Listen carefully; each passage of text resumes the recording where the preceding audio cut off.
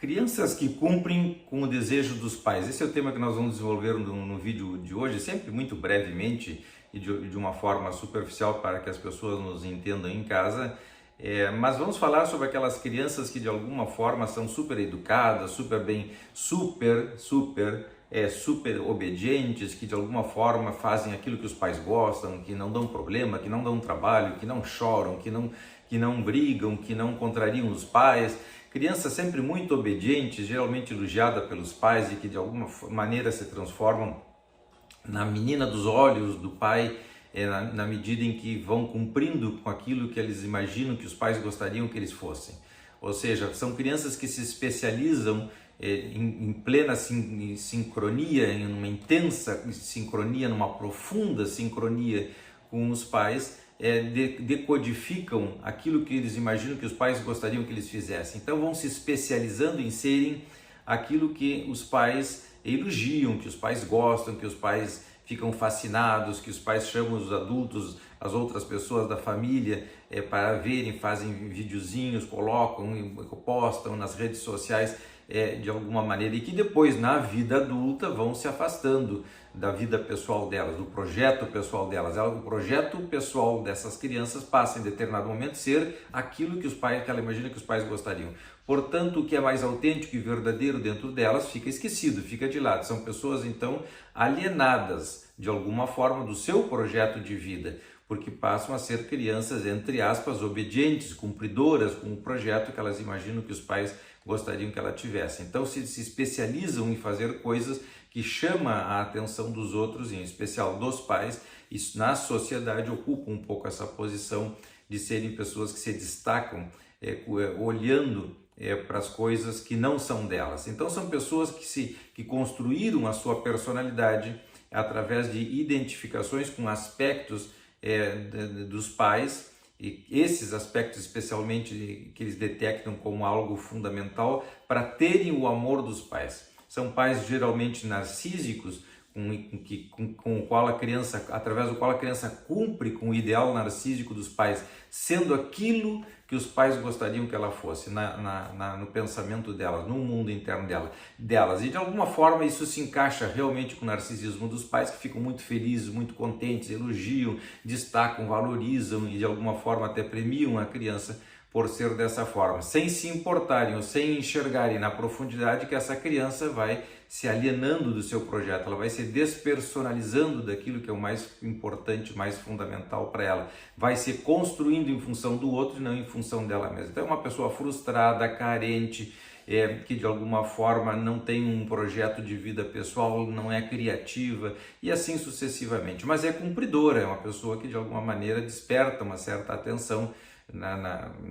ao redor dela, em função de que ela não se rebela jamais, não denuncia jamais, não critica jamais, não briga jamais, vai de alguma maneira criando esse personagem ideal, digamos assim, e é um personagem porque se afasta profundamente da capacidade dela ser ela mesma e dessa maneira então se transforma num personagem. Na medida em que é um personagem, é uma pessoa infeliz, sem saber que é infeliz, porque pode ter até uma vida rica, cheia de movimentos, dinâmica e tudo mais, mas sempre cumprindo com o outro, nunca com seus desejos, sempre com os desejos do outro. Portanto, é uma pessoa, nesse sentido, afastada da sua essência. Como se trabalha com essas crianças? Os pais, evidentemente, têm que detectarem esse tipo de coisa. Agora, como detecta esse tipo de coisa se os próprios pais acham lindo e maravilhoso que a criança seja assim, que faça determinadas piruetas, determinadas coisas na vida que uma outra criança não faria? Como, por exemplo, comer uma fruta horrorosa ou azeda ou amarga e achar lindo e maravilhoso. Então a criança se submete a determinadas coisas na vida, se violenta, se submete a maus tratos, inclusive impostos por ela mesma, para ter a atenção, o amor, o filmezinho, a fotografia, digamos, o olhar dos pais para aquela criança que sim, é realmente uma pessoa de valor, é superior às outras e faz coisas que as outras não fazem. É evidente que as outras não fazem, porque aquilo não se deve fazer. enquanto que os pais valorizam isso como se fosse uma coisa especial. Então ela passa a ser muito especial dentro desse ideal,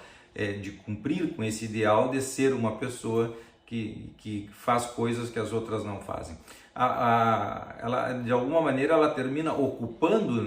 mais tarde ao longo da vida o lugar dos pais, porque ela se identifica com eles de uma tal forma que não consegue se discriminar. Então fica uma certa confusão dentro do adulto depois, o que é dele, o que é do outro, o que é ele, o que são os pais. Então mais tarde surgem confusões bastante grandes nas relações familiares, nas heranças, nas administrações das empresas, dos negócios da família, nas opiniões dentro de casa. Se sentem autorizados a dizerem coisas e fazerem coisas na casa dos pais quando os pais são velhos, porque eles são investidos dessa figura um pouco principesca, digamos assim, de não ser questionada, não ser adequados, não serem ajustados, digamos assim, ficam investidos dessa figura super majestosa, digamos assim, que vai fazendo com que elas se afastem das relações mais humanas, mais humildes, mais conectadas com o outro, percebendo as necessidades do outro, tudo mais, porque não perceberam as necessidades dela. Ela mesmo não sabe como fazer para viver isso de uma maneira diferente, porque o modelo de relação de amor é esse. É uma imposição que vem, que ela tem que cumprir para ter o amor do outro. Então ela se treina e passa a estabelecer vínculos assim depois com a mulher, com os filhos, com os funcionários, com o trabalho, com colegas de trabalho, e assim sucessivamente. Então vamos vendo que a criança vai se deformando do ponto de vista psicológico para ter o amor, para poder cumprir com aquela expectativa da casa, e isso faz com que ela de alguma forma se detone ao longo de toda a vida, ela vai se distanciando dela mesma. O que nós fazemos no trabalho psicanalítico com esses pacientes depois adultos, se não são detectados precocemente, depois na vida adulta? Nós começamos a mostrar para eles, lenta e progressivamente, essas identificações com determinados objetos, determinados aspectos ou características, para dizer de uma forma bastante simples. É evidente que o processo identificatório é mais complexo do que tudo isso, mas para dizermos de uma forma bastante simples,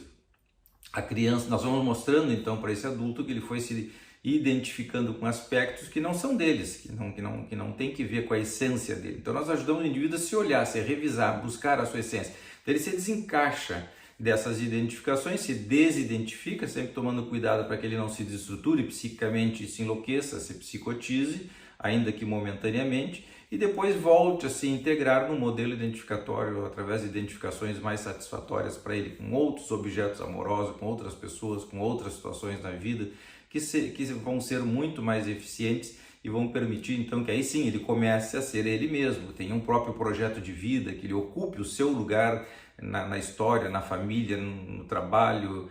no país e assim por diante. Agora, com esse tipo de reestruturação, de reorganização, surge a ambivalência. Então ele vai começar a sentir amor e ódio, ele vai começar a se indignar, ele vai começar a xingar, ele vai começar a poder expressar os seus afetos mais verdadeiros e autênticos, vai poder olhar para trás, inclusive, protestar, reclamar de toda aquela situação a qual ele esteve submetido durante tempo sem poder ter consciência, vai poder reclamar sobre, às vezes até para os próprios pais, que eventualmente já estão velhinhos, e não vão entender nada, porque na cabeça dos pais eles fizeram o melhor, transformaram ele nesse personagem fantástico, maravilhoso e que teve sucesso na vida, segundo um ponto de vista, ou alguns pontos de vista, mas afetivamente a vida do sujeito é um desastre. Então, quando a pessoa consegue entender, ver, se desencaixar desse processo e encaixar num novo, ele vai passar por um momento de muito tumulto, de transtorno. Depois, quando as coisas se reorganizarem na cabeça dele, ele vai poder então estabelecer vínculos, inclusive com os pais mais saudáveis, vai poder entender essa dinâmica toda, vai poder de alguma forma reconsiderar uma série de coisas, vai se acalmar e vai ter uma vida então mais tranquila do ponto de vista afetivo, porque vai ser mais autêntico, mais verdadeiro, vai ter uma história falada e contada por ele mesmo, vivida intensamente desde si, não desde o outro, com erros e acertos, mas coisas da vida que faz com que de alguma maneira ele seja ele mesmo, digamos assim. Bom, esse era o nosso vídeo de hoje sobre as crianças então que cumprem com o desejo dos pais, se afastando daquilo que é mais verdadeiro e autêntico dentro delas. Até o próximo vídeo, um abraço.